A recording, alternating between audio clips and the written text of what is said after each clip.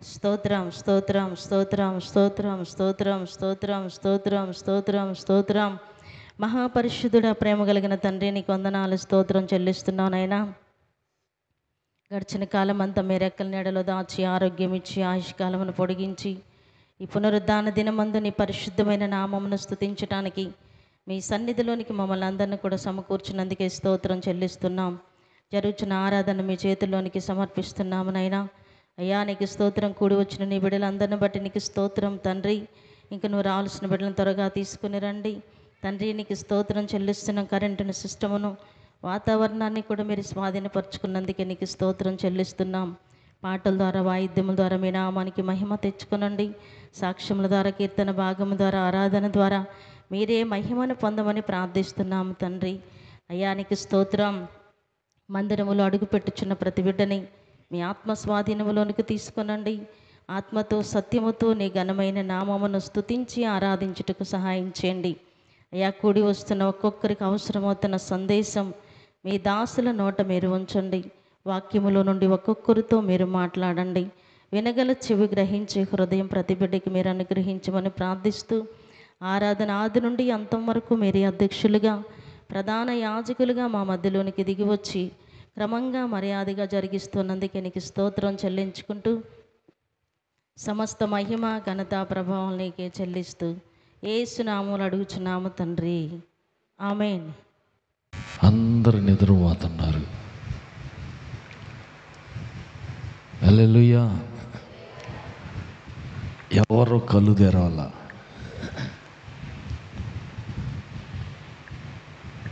బయట చెట్ల మీద నుండి అటు ఇటు పక్కలుండి శబ్దాలు వినపడుతున్నాయి. కిచకిచా కిచకిచా అని, ఒక పక్క ఒక్కొక్కరు కో అని, రకరకాలైనటువంటి పక్షులు, పిట్టలు పొద్దున్నే లేచి, అందరు నిద్ర లేక తలకి ముందే లేచి అరుస్తూ ఉంటాయి, గోల గోల చేస్తూ ఉంటుంటాయి. ఈ పిచ్చుకలు, కాకులు, ఈ పక్షులు అన్నీ అరుస్తుంటే ఒరే తెల్లారిందట్టుంది అని చెప్పి లేచి చూస్తే తెల్లవారుతూ ఉంటుంటుంది. సందకాడికి గూటికి చేరుకుంటాయి. ఈ పగలంతా మేతకి బయటికి వెళ్ళిపోతాయి. ప్రతి పక్షికి, ప్రతి పశువుకి, ప్రతి జీవికి ఆయన గుప్పెలు విప్పి వాటికి ఏం చేస్తాడంట? ఆహారం పెడుతున్నాడు. అవి విత్తనం నాటవు, విత్తనం అయ్యవు, పంట కొయ్యవు, గిడ్డంగిలకు చేర్చవు. అయినా కానీ మీ పరలోకపు తండ్రి వాటిని పోషిస్తున్నాడు. కాబట్టి పొద్దున్న లేచి ఎందుకు ఈ గోల చేస్తాయి? చీకటితో లేచి అరుస్తున్న ఏంటి పిట్టలు, పక్షులు ఇవన్నీ అంటే తమ సృష్టికర్త అయిన దేవునికి మొర్ర పెడుతున్నాయి, దేవుణ్ణి స్తుతిస్తున్నాయి. హల్లెలూయా. అవి దేవుణ్ణి స్తుతిస్తున్నాయి. ఈ దినానికి కావలసిన ఆహారం, నేటికి మాకు కావలసిన భోజనం ఎక్కడ సిద్ధపరిచావో, ఎలా సిద్ధం చేసావో, నేటికి కావలసిన మా అనుదిన ఆహారం మాకు దయచేయ్యా అని దేవుణ్ణి స్తుతిస్తూ ఉంటాయి. అదే యేసు ప్రభు కూడా చెప్పి ప్రార్థనలో, పరలోక ప్రార్థనలో ఒక మాట నేర్పాడు. ఏమని? నేటికి కావలసిన మా అనుదిన ఆహారం నేటికి మాకు దయచేయండి అని ప్రార్థన చేసే తీరు, విధానం ప్రభు ప్రార్థనలో నేర్పించటం చూస్తాం. ఇక్కడ మనం గమనించాల్సింది ఏంటంటే, ఉదయాన్నే లేచి ఈ దినానికి మన అవసరాలకి, మన అక్కర్లకి మనం దేవుణ్ణి స్తుతించాలి. ఉదయాన్నే లేచి ప్రార్థన చేయాలి. ఆ దినానికి కావాల్సిన కృప దేవుడు మనకు దయచేస్తాడు. ఆ దినం ఎక్కడైనా దారిలో కీడు ఉందేమో దేవుడు దాన్ని తప్పిస్తాడు. అంతే ప్రార్థనలో ప్రభు నేర్పిన మాటలో కీడు నుంచి తప్పించుము అని ప్రార్థన నేర్పించిన తీరు చూస్తున్నాం. ఈ దినం మేము ఉదయం లేచి పనులకు వెళ్తున్నాం. ఏ కీడు, ఏ అపాయం, ఏ యాక్సిడెంట్ ఏది జరగకూడదు. కీడు తప్పించు అంటే మా దారిలో ఎక్కడైనా కీడు ఏమన్నా ఉందేమో తెలీదు. కాబట్టి అలాంటి కీడు ఏదైనా మా మార్గంలో ఉంటే దాన్ని పక్కకు తప్పించయ్యని ప్రార్థన చేయాలి. ఉదయాన్నే చేసే ప్రార్థన బలంగా ఉంటుంది. ఎందుకంటే ఆ దినమంతటికి అవసరమైన దేవుని సహాయాన్ని, దేవుని యొక్క చెయ్యి మన మీద సాచి ఉండటాన్ని, దేవుడు అడ్డులన్నీ తొలగించి ఆ దినం పనులన్నీ సవ్యంగా సాగిపోవటానికి మనకు ముందుగా దేవుడు తన దేవదూతను పంపించి దారి సరళం చేయటానికి ఉదయకాలంలో మనం చేసే ప్రార్థన అదే ముఖ్యమైనది. హల్లెలూయా. కాబట్టి ఉదయాన్నే పక్షులు లేచి ప్రభుని స్తుతిస్తున్నాయి. మనకు కూడా అదే చెప్పడం జరుగుతుంది. అరుణోదయమును లేచి యోబు ఏం చేస్తాడంట? బలి అర్పిస్తాడు. ప్రతి దినము క్రమం తప్పకుండా ప్రతి దినము ఆయన అలాగనే చేస్తాడు. ఉదయాన్నే లేచి దానియేలు ఏం చేస్తాడంట? యెరూషలేము తలుపు తనున్న ఇంటి కిటికీలు తలుపులు తెరిచి ప్రార్థన చేసేవాడు. హల్లెలూయా. అలాగనే ఆయన ప్రార్థన చేసేవాడు కాబట్టి, ముమ్మారు ఆయన ప్రార్థన చేసేవాడు కాబట్టి ఆపద వచ్చింది, సింహాల బోన్లు వేశారు. ఏమైనా తాకినియా? లేదు. తప్పించే దేవుడు పక్కనే ఉన్నాడుగా. దేవదూతను పంపించాడు, ఎక్కడికక్కడ వాటి నోళ్ళు మోయించాడు. ఆమేన్. ఆయన ముమ్మారు ప్రార్థన చేసేవాడు. ఉదయాన ప్రార్థన చేశాడు. కొంచెం ఆగిన తర్వాత రాజుగారు పిలిచి, ప్రార్థన చేయొద్దంటే చేతనవేందంటే, నేను చేసేదే అట్టయితే సింహాల బోన్లో వేస్తున్నాను, సరే వేసుకో. సింహాల బోన్లో ఎత్తే ఎక్కడ సింహాలు అక్కడనే ప్రశాంతంగా నోరు మూసుకొని కూర్చున్నాయి. హల్లెలూయా. ఇన్ని ఉదయకాలం చేసిన ప్రార్థన సింహాల నోర్లు మూయించటానికి, పరలోకం నుంచి దూతలు పంపటానికి దారి చూపించింది. తెల్లారింది. రాత్రంతా సింహాల బోన్ల మధ్యలో ఉన్నాడు దానియేలు. ఉదయాన్నే గేటు దగ్గర నిలబడి కేకేస్తున్నాడు రాజుగారు. దానియేలు, నిత్యము నీవు సేవిస్తున్న దేవుడు నిన్ను రక్షించగలిగాడా, కాపాడగలిగాడా అంటున్నాడు. అవునండి, నేను దేవుని దృష్టికి నిర్దోషిగా ఉన్నాను కాబట్టి తన దూతను పంపించాడు, వాటి నోర్లు మోయించాడు, అయినా నేను చేయలేదు. హల్లెలూయా. కడుపులో మండిపోయింది, కోపం వచ్చింది. ఎవరి మీదమ్మా? సింహాల మీదనా? రాజుకి కోపం వచ్చింది. ఎవరి మీద? నింద మోపి, తప్పుడు పని ఏం చేయలేదుగా, పాపం ఏం చేయలేదుగా, ప్రార్థన చేసినందుకు నేరం నెత్తినేసి తీసుకెళ్ళి సింహాల బోన్లో పడేపించారు. నాకైతే ఇష్టం లేదు, కానీ నింద మోపిన వారి ఇష్టం నెరవేర్చడానికి ఇలా చేయటం జరిగింది. కోపం వచ్చేసింది. బట్టలు పిలిచారు, సింహాల బోను తలుపులు తీశారు, దానియేలును బయటికి తీసుకొచ్చేసారు. గేట్ వేసేసి ఎవడెవడైతే ఇతని మీద నింద మోపారో, ఎవరైతే ఇతని మీద నేరం మోపారో వాళ్ళ పిల్లల తల్లు మొత్తాన్ని పట్టుకురంటారండి. తీసుకొచ్చారు. ఒక్కొక్కరిని పైనుంచి బోన్లోకి ఇసిరేస్తుంటే, ఆ పైనుంచి ఒక్కొక్కరు కిందకి వేస్తుంటే పైనే లాక్కుంటాను. ఈ చెయ్యి నాకు, ఆ తలకాయ నీకు, ఈ కాలు నీకు అని పంచుకొని పైనుంచి పైనే చీల్చుకొని బతికొండగాని చీల్చేసుకుని ఎంత ఎముక ముక్క కూడా కింద పడకుండా నంజుకొని తినేసినాయి అంట. అందరినీ, నింద మోపిన వాళ్ళందరినీ సింహాలు ఆకలితో ఉన్నాయి కదా చానాల నుంచి. ఆకలి అంటా ఉన్నప్పుడు ఎత్తే తొందరగా చంపేస్తే తినేస్తాయి. ఆకలితో దానియేలుని వాటికి ఆహారంగా వేద్దాం అనుకున్నారు, కానీ దేవుని బిడ్డని ఆహారంగా సింహాలకు వేద్దాం అనుకున్న వారే, నేరం మోపిన వారే సింహాల నోటికి ఆహారంగా మారిపోయారు. ఆమేన్. అందుకని ఉదయకాలాన మనం చేసే ప్రార్థన, మనం దేవునికి సహాయం కోసం, దేవుని హస్తం మన మీద సాచి ఉంచే దానికోసం ఉపయోగపడుతుంది. పక్షులు ఉదయకాలాన లేచి దేవుని స్తుతిస్తాయి, ఆ దినం అంతా వాటికి కావలసిన ఆహారం దయచేయటానికి.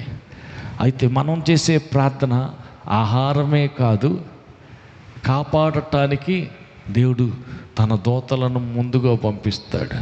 ఆమేన్. ఆహారం కూడా వస్తుంది, దేవుడు ఇస్తాడు. ఉదయకాలం మనం చేసే ప్రార్థనలో నేటికి మాకు కావలసిన ఆహారం నేడు మాకు దయచేయి అని ప్రార్థన చేస్తాం కాబట్టి దేవుడు దయచేస్తాడు. అందుకని ఈనాటి భోజనం ఆనాటికే కోరుకోవటం ఆయన నేర్పిన పాఠం. ఎందుకని మరి ఇన్ని రోజులకి కావాల్సిన చాలా ఉందనుకో, అవసరం లేదుగా. బియ్యం ఉన్నాయి, పప్పు గింజలు ఉన్నాయి, అన్నీ ఉంటే ఆ ప్రార్థన చేయటం అవసరమా? చేస్తామా? అందరూ ఆరోగ్యంగానే ఉన్నారు, వాళ్ళని కాపాడి వీళ్ళని స్వస్థపరచు అనే దానికి అవసరమా? ఏం అవసరం లేదు, అందరూ బాగానే ఉన్నారుగా. హల్లెలూయా. బాధ కలిగితేనే ప్రార్థన చేయటం జరుగుతుంది. అందుకని దేవుని ఉద్దేశం ఏంటంటే ఏనాటికి కావలసిన భోజనం ఆనాటికే ఇచ్చేసేస్తాడు. కొన్నిసార్లు మరుసటి రోజుకి ఏమి ఉండదు.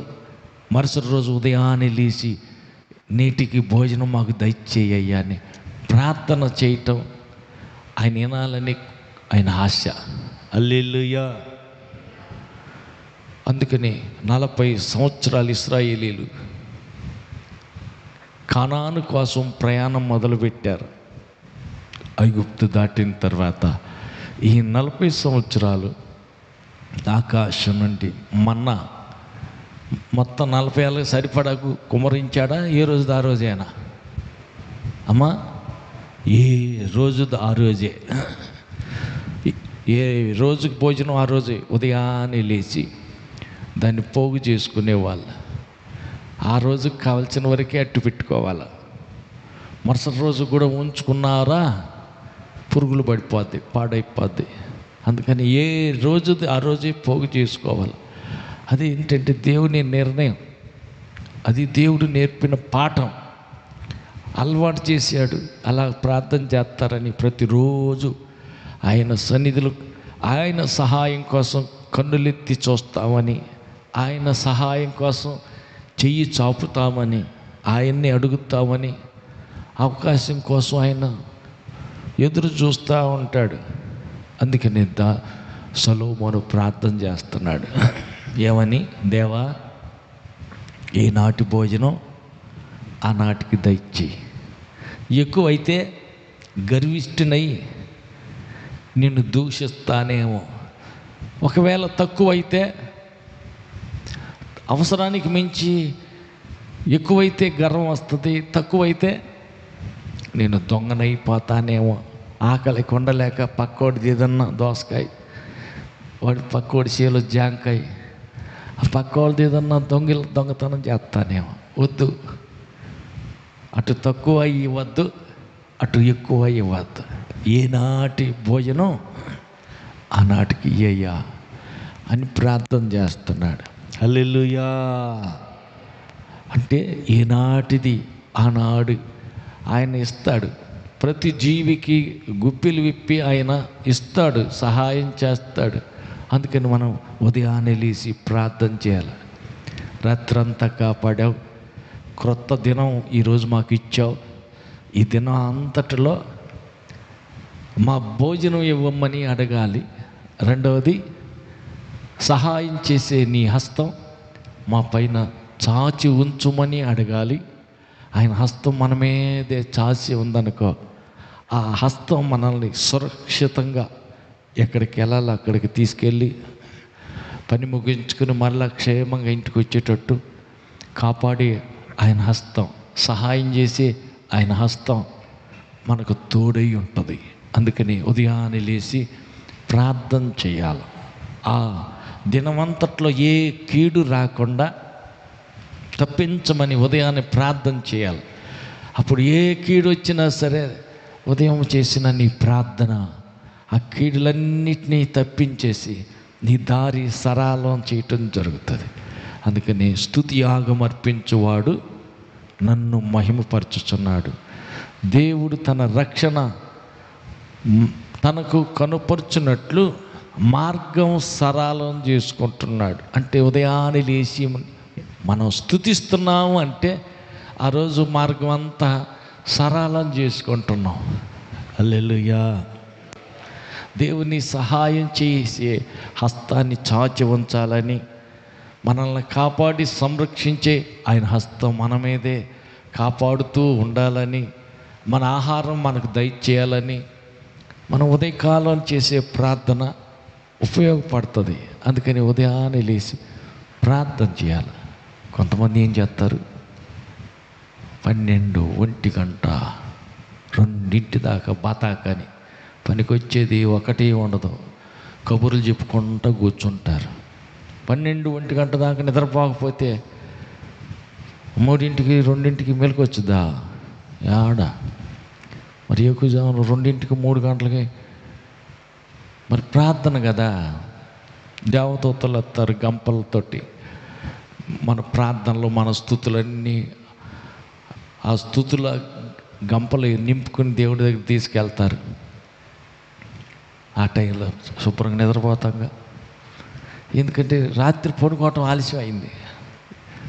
ఆలస్యం ఎందుకు అయింది? ఏమైనా కోటం ఉందా? కోటం లేదు, ఏం లేదు. ఏమైనా పని ఉందా? సాలిపోయిందాకా ఏమీ లేదు. ఎండకి ఏం పని ఉంది? మరి రాత్రి 12 దాకా ఏం చేశారు? పెందలాడు 10ంటికి పడుకుంటే పెందలాడు 3ంటికి మెలకొచ్చుద్దిగా, ప్రార్థన చేస్తాను కుదురుద్దిగా. ఈ సైతాన్ ట్రిక్ అన్నమాట. ఏమీ లేదు, ఊరకనే బాత కానీ ఆ మాట ఈ మాట, ఆ ఊసు ఈ ఊసు. హల్లెలూయా. గంట కోటం అంటే కోడుకొని కుదరదు, కానీ బజార్లో అమ్మిటి మాత్రం 11 అయింది, 12 అయింది. అరుగుల మీద లేకపోతే ఎక్కడో ఒక చోట తిష్టేసి కూర్చొని గంట కోటానికి కాదు కానీ ఈ కోటానికి బజార్లో అమ్మిటి కోటంలో ఎన్ని గంటలైనా కూర్చుంటారు, వ్యవహారం ముచ్చట చెప్పుకుంటారు. కొంతమందికి సిగ్గు ఉండదు. ఎందుకు? ఎవరన్నా కనపడ్డారు కానీ నిలబడి అట్టాగే మాట్లాడుతూ ఉంటారు. కాళ్ళు నొప్పులు ఆడుండవో కానీ వీళ్ళకి. ఎవరు ఇల్లు కాసేపు లేట్ అయిందనుకో కోటం, ఎంతసేపు కూర్చోబెట్టారు. కూర్చోలేరు. ఎందుకని? దేవుని సన్నిధిలో 1, 2 గంటలు కూర్చోవాలంటే ఎట్ట కాళ్ళు నొప్పులు వస్తాయి. మరి గంటలకు నిలబడే అటు దారిలో ఎదురయ్యారు, నిలబడే మాట్లాడదాం. ఇందాక ఒకసారి చోట చూసాం, అటు నుంచి ఒక బండి వస్తుంది, ఇటు నుంచి ఒక బండి వస్తుంది. ఖచ్చితంగా నడి రోడ్డు మీద 2 బండ్లు దగ్గరికి ఆపుకున్నారు, మాట్లాడుతున్నారు. నీకు కారు ఇటు పోవాలా? అటొక రోడ్డు, అటొక బండి ఉంది, ఇటొక బండి ఉంది. ఇద్దరు అటు ఎదురయ్యారు, నీకు నిలబడి మాట్లాడుకుంటున్నారు, నవ్వుకుంటా మాట్లాడుకున్నారు. అరే ట్రాఫిక్ ఎంత జామ్ అయిపోయింది, ఇన్ని బండ్లు ఆగిపోయినాయి. అరే నాయన పక్కకన్నా తొలిగి కొంచెం పక్కకు పోయి అక్కడ బండ్లు ఆపుకొని మాట్లాడుకుంటారు నాయనలారంటే ఆగో అని అంటున్నారు. అటు పక్కకు పోరాదు అంటారు. పక్కన ఎక్కడ ఇంకేం పోతాం? అటు అరటికాయల బండ్లు, అటు మనుషులు, ఖాళీ లేకుండా ఎన్ని బండ్లు ఆగినాయో, ఎన్ని మోటార్ సైకిల్, ఎన్ని కార్లు, ఎన్ని ఆటోలు, అటు ఆగినాయి ఇటు ఆగినాయి. వీళ్ళిద్దరు కదలతలా. అంత ఇంపార్టెంట్ అయితే కొంచెం పక్కకు పోయి మాట్లాడుకోవచ్చుగా. ఏం మనుషులు రా బాబు అంటే వాళ్ళు నవ్వుతున్నారు. అలా సరదాగా. అయ్యో ఆ స్థలం కాదు కదా, మాట్లాడుకునే సమయం కాదు అది, స్థలం కాదు అది, నడి రోడ్డాయా. హల్లెలూయా. కొంతమంది ఏంటంటే తెలీదు, ఎక్కడంటే అక్కడనే గంటలు గంటలు నిలబడి అయినా సరే ముచ్చట పెట్టుకుంటారు. పనికొచ్చేది ఏమన్నా 10 రూపాయలకు ఉపయోగపడే వ్యవహారం అంటే ఏమీ లేదు. బాగున్నావా, ఏం కూర, ఏం పువ్వా, తిన్నావా, అన్ని పనులు అయినా అది ఇది ఇట్టాటిదే. హల్లెలూయా కాదు. కానీ ప్రభు సన్నిధిలో గడిపితే, ఆ సమయాన్ని ప్రభు సన్నిధిలో గడిపితే, ముసలమ్మ ముచ్చట కంటే కూడా దేవునితో మాట్లాడుకోగలిగితే దేవుడు ఏం చెప్పేది నీకు అర్థమవుతుంది. దేవుడు ఏం మాట్లాడుతుందో నువ్వు గ్రహించగలుగుతావు, గ్రహింపుకు వస్తుంది. ఆ అర్థం చేసుకునే స్థితి నీకు కలుగుతుంది. కొన్నిసార్లు దేవుడు మాట్లాడతాడు, మాట్లాడింది అర్థం కావాలంటే జాగ్రత్తగా వినాలా. ఆయన సన్నిధిలో వేచి కనిపెట్టుకొని ఉండాలా. గంటలు ఆయన సన్నిధిలో కనిపెట్టే వ్యక్తికి దేవుడు మాట్లాడతాడు. మరుగైన సంగతులు, జరగబోయే సంగతులు ఆయన తెలియజేస్తాడు. నాకు మొర్రపెట్టుము, నీవు గ్రహింపలేని గూఢమైన సంగతులు, మర్మమైన సంగతులు తెలియజేస్తాను అంటాడు. ఆయన సన్నిధిలో కనిపెట్టే వ్యక్తికి దేవుడు రేపేం జరుగుతుందో చూపిస్తాడు, జరగబోయే సంగతులు తెలియజేస్తాడు.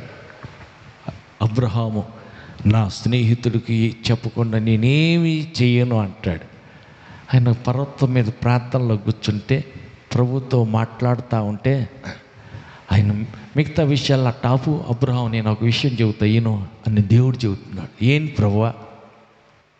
సొదొమ గొమొర్రాని కాల్చి బూడిద చేయబోతున్నా.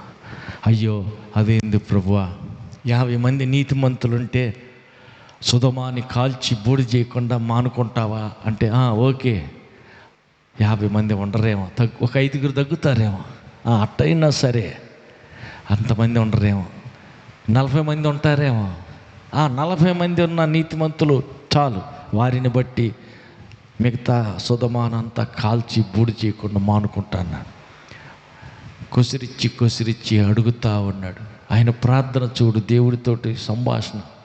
చివరికి నువ్వు కోప్పడకుండా ఉంటే ఒక మాట అడుగుతాను ప్రభువా, 10 మంది ఉంటే ఓకే అట్టయినా పర్వాలా, 10 మంది నీతిమంతులను బట్టి పట్టణాన్ని నాశనం చేయకుండా మానుకుంటాను అన్నాడు. 10 మంది కూడా లేరు, చివరికి 4 తేలేరు. ఇంకా అడగటానికి ఛాన్స్ లేక వెనక్కి వచ్చేసాడు. రేపు దేవుడు చేయబోయే ప్రతిదీ కూడా నీకు తెలియజేస్తాడు. ఆమేన్. కనిపెట్టి కూర్చుని ప్రార్థన చేసే వ్యక్తికి సంగతులు తెలుపుతాడు. జరగబోయే సంగతులు, దేవుడు చేయబోయే పనులు ముందుగానే చెబుతాడు. అట్లా కాకోకుండా అంత హడావుడి అయితే ఆయన సన్నిధిలో ఆయన స్వరం వినేది ఎప్పుడు, ఆయన దర్శనం చూసేది ఎప్పుడు, హల్లెలూయా ఆయన చెప్తున్న మాటని అర్థం చేసుకునేది ఎప్పుడు. అందుకని దేవుడే అంటాడు, నా పిల్లలు తెలివి లేదు. హల్లెలూయా. దేవుడు అంటాడు, ఎద్దు తన కామందుని ఎరుగును, గాడిద తన సొంత వాని దొడ్డిని ఎరుగును, కానీ నా పిల్లలకి ఏం లేదు, తెలివి లేదు. హల్లెలూయా. తెలివి లేదు, నా పిల్లలకే తెలియలేదు. ఎద్దుకున్నంత జ్ఞానం లేదు. అదేంది ఎద్దుకు? అవును, ఎద్దు తనను నడిపి తనని తోలుకెళ్ళే వ్యక్తిని గుర్తుపడుతుంది. హల్లెలూయా. గాడిద సొంత వాని దొడ్డేదో తెలుసు దానికి. వచ్చి పక్కింటి వాళ్ళ దొడ్లోకి పోతుంది, తన సొంత వాని దొడ్లోకే వెళ్తుంది. దానికి ఉన్నది, గాడిదకి ఉన్న జ్ఞానం, గ్రహింపు అంత మాత్రం కూడా ఇశ్రాయేలు ప్రజలైన నా పిల్లలకి లేదు అని దేవుడే బాధపడతాడు. దేవుడు బాధపడతా వ్యక్తపరుస్తున్నాడు, మన పిల్లలకు తెలివి లేదు. అందుకని యేసు ప్రభు కూడా శరీరధారిగా ఉన్న దినాల్లో వాళ్ళను గద్దిస్తూ అంటారు, మందమతులారా, అవివేకులారా, ఎందాక నేను మీతో కూడా ఉంటాను, ఆ మాత్రం గ్రహించలేరా, అల్ప విశ్వాసులారా అని తన సొంత శిష్యుల్నే గద్దించి చెప్తూ ఉండట. చాలాసార్లు ఆయన అవివేకులరా, అల్ప విశ్వాసులారా, మందమతులారా, మీరు గ్రహింపలేరు, వివేచించలేరని ఆయన కోప్పడుతూ ఉంటాడు. అతను తీసుకురండి అని దెయ్యం పో అంటే ఒక దెబ్బకి పోయింది. అది కాదు ప్రభువా, నువ్వు ఒక్క మాటతో గదవంగానే దెయ్యం వెళ్ళిపోయింది, మాకెందుకు వదలలేదంటే, అది ఉపవాస ప్రార్థన ఉంటే వెళ్తుంది, లేకపోతే ఉపవాస ప్రార్థన లేకుండా అసాధ్యం. ప్రభు చెప్పే మాట.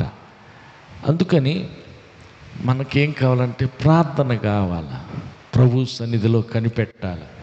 అరుణోదయమున 3ంటికి 4ంటికి లేచి ఆయన సన్నిధిలో కనిపెడుతూ ప్రార్థన చేస్తూ ఉంటే చల్లబోట ఆదాము దగ్గరికి దేవుడు దిగి వస్తాడు. హల్లెలూయా.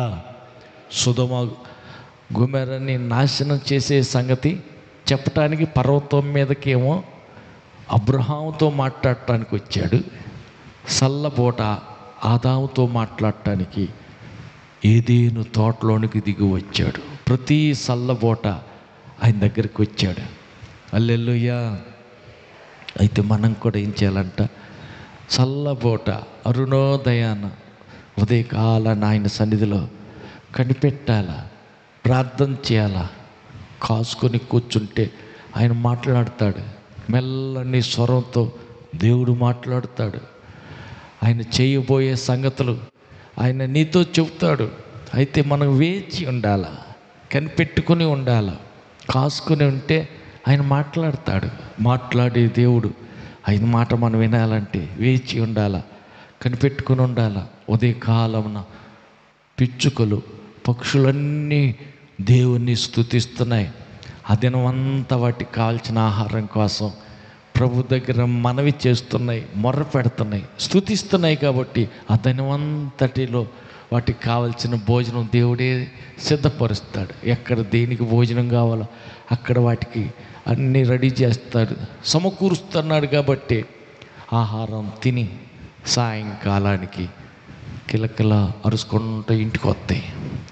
వాటి గూట్లో అవి వెళ్ళి పండుకుంటాయి. ఆమేన్. మనం కూడా ఏం చేయాలంటే పక్షులు చూసి కొంత మనం నేర్చుకొని ఉదయాన్నే లేచి ప్రార్థన చేయాలి. ప్రభు సన్నిధిలో కనిపెడితే ఆయన గొప్ప సంగతులు, గూఢమైన సంగతులు తెలియజేస్తాడు. కాబట్టి మనకు ముందే తెలుసు కాబట్టి మనం కలవరం చెందాం, భయపడం, అది లేదు ఇది లేదని కంగారు పడం. ఏమి తిందుమా, ఏమి తాగుదమా అని చింత, భయం ఉండదు. ఎందుకంటే దేవుడు ఇస్తాడనే నమ్మకం ఉంటుంది కనుక వేచి ఉంటాం. దేవుడు ఇస్తాడు. హల్లెలూయా. కాబట్టి మనం ఏం తినాలా, ఏం తాగాలా, ఏం కట్టుకోవాలని వాటిని గురించి మనం ఆలోచించి చింతించక్కర్లా. దేవుని మీద నమ్మిక మాత్రం ఉంటే చాలు. హల్లెలూయా. చివరి గడియలోనైనా దేవుడు ఇస్తాడు, ఆకలి తీరుస్తాడు, అన్ని విధాల సహాయం చేస్తాడు. కనుక ఆయన నమ్ముకున్న వారికి ముఖానికి సిగ్గుపడనివ్వడం. ఎందుకంటే ఆయన ఉన్నాడు కదా, ఆయన మీదే ఆశ పెట్టుకున్నాం. పక్క మనుషుల తట్టు చేతులు చాపితే సిగ్గు అవమానం దొరుకుతుంది. దేవుని తట్టు చేయి చాపితే తప్పకుండా దేవుడు సహాయం చేస్తాడు, ఆయన సహాయం అందుతుంది. అందుకని మనం ఆకాశం తట్టు కన్నులెత్తి ఆయన తట్టు సహాయం కోసం చేతులు ఎత్తితే తప్పకుండా సహాయం చేస్తాడు. అందుకని మనం ఆయన రేపేం తిందాం, రేపేం తాగుదాం, రేపేం కట్టుకుందాం అని రేపటి గురించి చింతించకూడదు. చాలామంది రేపటి గురించి చింతిస్తారు. ఈ రోజుకి అన్నీ ఉన్నాయి కదా, ఇవాళకి ఈ రోజుకి ఉన్నాయిలే, కానీ రేపు ఎట్ట చేయాలా, రేపు దాన్ని ఆ పని ఎట్ట చేయాలా, రేపు చేను సంగతి ఎట్ట, రేపు ఇంటి సంగతి ఎట్ట, లేక రేపు పిల్లల సంగతి ఎట్ట, రేపు పిల్లల చదువు సంగతి ఎట్ట, ఈ రకంగా రేపటిని గురించి చింతించి కృంగిపోతూ ఉంటారు. అది ఊరంటే అన్యుల పని, చింతించే పని అన్యుల పని. మరి మన సంగతి దేవుని నమ్ముకున్నావు కాబట్టి ఏ టయానికి నీకు ఏ సహాయం కావాలో, ఏ టయానికి నీకు ఏది ఇవ్వాలో అన్నీ ఆయనే చేస్తాడు. అయితే మనం చేయాల్సింది అరుణోదయాన లేచి యోబు ఏం చేసేవాడంట, బలి అర్పించేవాడు, ప్రార్థన చేసేవాడు. అందుకని ఉదయాన్నే లేచి ప్రార్థన చేసినప్పుడు తనొక్కడి కోసమేనా? లేదు, తనకున్న పశువుల కోసం, తన పనివారి కోసం, తన భార్య పిల్లల కోసం, తనకు కలిగిన సమస్తం కోసం ఆయన ప్రార్థన చేసేవాడు, బలులు అర్పించేవాడు. పాపం రానియకుండా ప్రతిరోజు శుద్ధీకరణ జరుగుతూ ఉంది. కాబట్టి పాపం ఇంట్లో లేదు కాబట్టి సాతాను రావటానికి చోటు లేదు. చుట్టూ కంచి వేసేసాడు. ఏ రోజుకు ఆ రోజు రాత్రిపూట పడుకునే ముందేమో శుద్ధీకరణ జరుగుతుంది. పిల్లలు ఏమైనా తప్పు చేశారేమో, దేవునికి విరోధంగా మాట్లాడారేమో అడిగి తెలుసుకుని వాళ్ళందరి కోసం ప్రార్థన చేసేవాడు. క్షమించమని దేవుణ్ణి అడగమని వాళ్ళ చేత పశ్చాత్తాప ప్రార్థన, పాపపు ఒప్పుకోలు ప్రార్థన సాయంత్రం చేసేవాడు. ఉదయాన్నే లేచి ఆ పాప పరిహారార్థం బలి అర్పించేవాడు, రక్తం సిందించేవాడు. ఆ ఇంటిలో ఏ రోజు కూడా పాపం కనపడతల్లా, సాతానికి చోటు చిక్కటల్లా. తిరిగి చివరికి ఒకరోజు దేవుని దగ్గరికి వెళ్ళాడు సైతాను. ఎక్కడి నుంచి వచ్చావంటే, నేనండి భూమి మీద అటు ఇటు తిరుగుతూ వచ్చా. తిరిగావు సరే, కానీ నా కుమారుడు ఏ సంగతి ఆలోచించావా? ఏం ఆలోచించేదయ్యా? నువ్వే చెయ్యి చాపి కంచె వేసావు, నువ్వే మళ్ళీ చెయ్యి చాపి ఆ కంచె తీస్తే తప్ప కంచె ఉన్న ఇంటిలోనికి నేను వెళ్ళలేను. వాళ్ళ పశువులు కూడా కనీసం నేను ముట్టలేను, నా చేత కాదు. నువ్వే కంచె తీసేయి, కంచేసింది నువ్వే కాబట్టి కంచె తీసేయి, అప్పుడు నా తడాక చూపిస్తా, నిన్ను దూషించి చచ్చిపోయేటట్టు చేస్తా, పరిస్థితులన్నీ అట్టా చేస్తానంటున్నాడు. అంటే దేవుడు కంచె వేసాడు అంటే సైతాను కూడా తాకలేడు. కంచె వేయాలంటే ఏం చేశాడు? పాపం లేకుండా సందకాడేమో శుద్ధీకరణ, పాపపు ఒప్పుకోలు చేశాడు. తెల్లరి పొద్దునేమో పాప పరిహారం బలి అర్పించాడు. అంటే సందకాడేమో పాపాలన్నీ పగలంతట్లో ఎక్కడైనా జరిగిన లోటుపాట్లన్నీ ఒప్పుకొని దేవుని ఎదుట కప్పి పెట్టకుండా, అతిక్రమాలు దాచిపెట్టకుండా ఒప్పుకొని వదిలిపెట్టేయాల. ఉదయాన్నే లేచి, దేవా నీకు స్తోత్రం, ఈ దినమంతట్లో నీ సన్నిధి కావాలి, ఈ పగలంతా నీ తోడు, నీ హస్తం మా మీద చాచి ఉండాలి, నీ సహాయం కావాలని అడిగి ప్రార్థన చేస్తా. ప్రార్థనతో ఆ దినం ప్రారంభిస్తే అప్పుడేమైంది? నీ ఇంటిలో పాపం లేదు, నీ ఒంటిలో పాపం లేదు. కాబట్టి నువ్వు ప్రార్థన చేసావు కనుక సైతానికి చోటు చిక్కదు. నీ చుట్టూ కంచె వేయబడుతుంది, నీ పశువుల చుట్టూ కంచె వేయబడుతుంది, నీ పొలం చుట్టూ కంచె వేయబడుతుంది. దేనికోసం ప్రార్థించావో వాటన్నిటి చుట్టూ కాపుదల ఉంటుంది కనుక దేవుడు కంచె వేస్తే సాతాను తాకలేడు. ఆమేన్. ఏ నష్టం, ఏ కీడు ఏది జరగదు. ఆమేన్. అందుకని మనం ఏం చేయాలంటే ప్రార్థన చేయాలి. హల్లెలూయా. పశువులన్నీ బాగానే ఉన్నాయి కదా, వాటికి ఎందుకు ఇప్పుడు ప్రార్థన? జబ్బు వచ్చినప్పుడు, రోగం వచ్చినప్పుడు కదా డాక్టర్ని పిలిచేది, ప్రార్థన వాళ్ళని పిలిచేది. అట్ట కాదు, ప్రార్థన బాగున్నప్పుడే ప్రార్థన చేయాలి. రాకుండా కంచి బిగించినట్టు ఉంటుంది. ఆమేన్. అందుకని చెప్పి ప్రతిరోజు నీవు ప్రార్థన చేయటం వల్ల కంచె బిగిస్తూ ఉంటావు. పశువులు ఎక్కడో మేస్తున్నాయి, బీళ్ళలో మేత మేస్తున్నాయి. ఎలుగుబంటు కానీ పులి కానీ ఏదన్నా వచ్చి వాటిని చంపినట్టు, లేదా వాటి పశువుల్లో ఏదన్నా ఒక్కటి ఈసగా పోయినట్టు కానీ ఏమంటారు,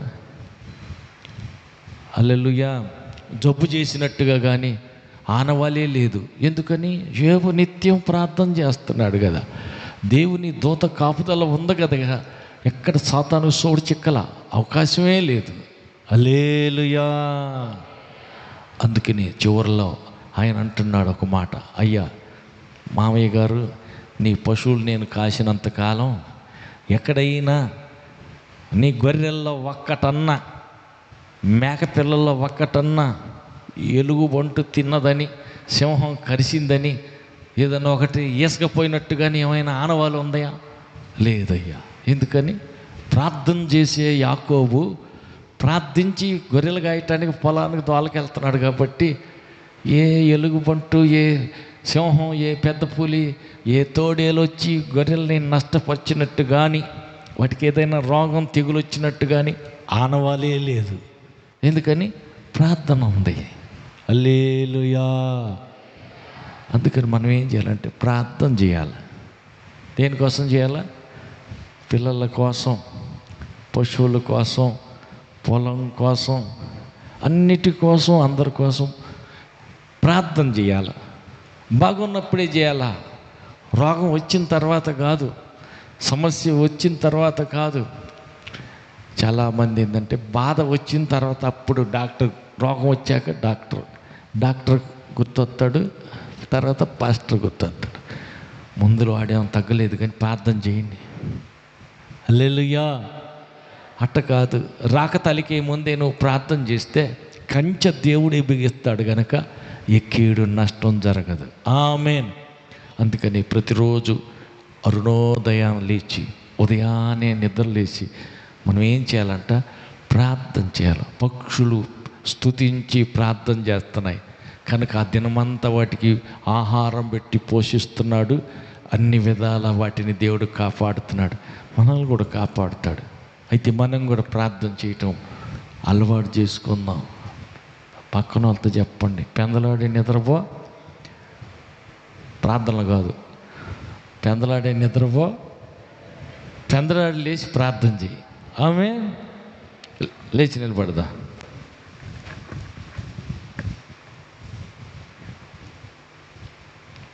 చేతులు ఎత్తుదాం, కళ్ళు మొద్దాం, ప్రార్థన చేద్దాం.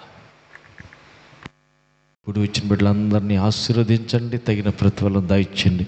రాలేకపోయిన బిడ్డలను క్షమించండి.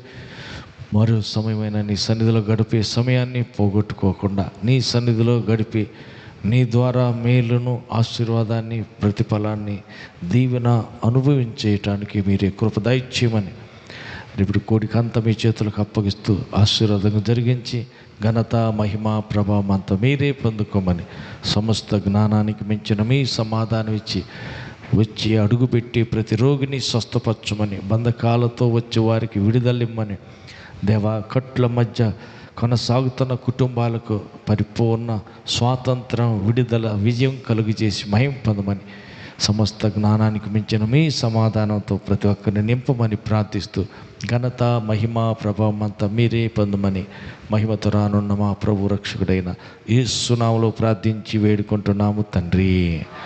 ఆమేన్. ప్రభువైన యేసుక్రీస్తు కృపయు, తండ్రి అయిన దేవుని ప్రేమయు, పరిశుద్ధాత్ముని యొక్క అన్యోన్య సహవాసము కుడి వచ్చిన మనకును సర్వలోక పరిశుద్ధులందరికీ సదాకాలం తోడయుండి నడిపించునుగాక. ఆమేన్. హల్లెలూయా. హల్లెలూయా. ఆమేన్.